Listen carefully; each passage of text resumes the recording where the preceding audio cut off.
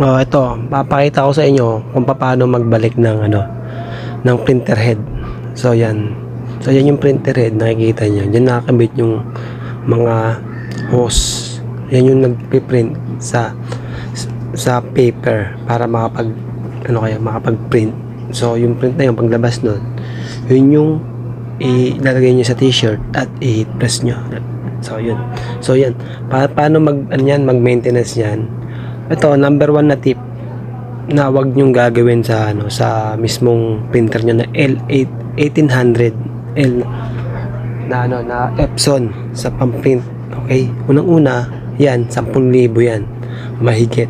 So yun. Tapos kung hindi pa mo magkabit, mas malaki pa yung bayad nun. So yun, nakita nyo, wag nyo siyang wag nyo siyang yung gagamitan ng syringe para itulak yung pressure nun. Dapat yung mismong computer yung mag-discharge siya doon sa computer. Alam mo bakit? Kasi pag yung pressure na ginamit nyo, masisira yun. Pag nasira yan, wala na, disposable na yun. Saka isa pang tip para sa printer din, kung bibili kayo ng L1800, kailangan kumbaga meron kayong item na piniprint na isang design lang, yun na, paprint nyo na yun. Kunyari, kailangan nyo sa loob ng isang taon, nagbibenta kayo ng 1,000 pieces nun, i-print nyo na lahat. Okay?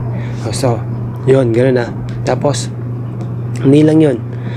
Sample, meron kayong print na na kailangan mga 10 yung design nyo sa loob ng isang taon, binibenta nyo palagi. Yun, i-print nyo na ng libo-libo yun. Tapusin nyo na, i-print nyo na lahat. Ano yung bakit? Kasi may designated na lang yan na print kung ilan yung may piprint niya. After no, masisira na yan. Magpapalitan kayo ng panibagong ganyan. So yan, talagang nasisira yan. Okay? So, kaya kailangan, kung magaganyan kayo, hindi masyadong hindi nyo kakalasin, hindi nyo babaklasin, kundi masisira kayo niyan. Kaya kailangan magdi-discharge lang kayo. Dun lang mismo sa sa mismong laptop lang, sa computer lang. Ganun lang. Okay, kung gusto nyo mag-discharge ng ganyan, yung mismong print nyo, tanggalin nyo. Yung pinakatinta nyo, tanggalin nyo yun. Ikalas nyo, tapos palitan nyo ng mga pang-cleaning. Doon nyo pahigupin. So, ganun siya. Hanggang sa malinis. Hanggang sa mawala na yung kulay.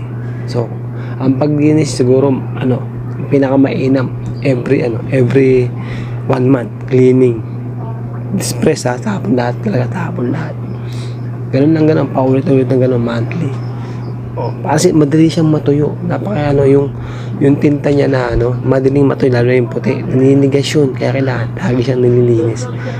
Huwag kayong kumbaga sa dapat nga every stop na operation sa gabi, stop na, drain na lahat yun, gamitan mo na cleaning na. Pagkapos yung cleaning, yun na, stop na yan. Pag cleaning nun, stop na. Okay lang, bukasan lagyan din ng masisip yung mismong printhead. Siyempre malinis yung pinakaloob wala siyang natitirang tinta doon. After doon, okay na. Pag naging okay na yun, hindi kayo masisiraan yan. Ma-reach yun. Importante kasi dito, yung ma-reach mo yung yung printhead niya, nakaka-reach siya ng mga 5,000 to 10,000 yung printhead na yan. Okay?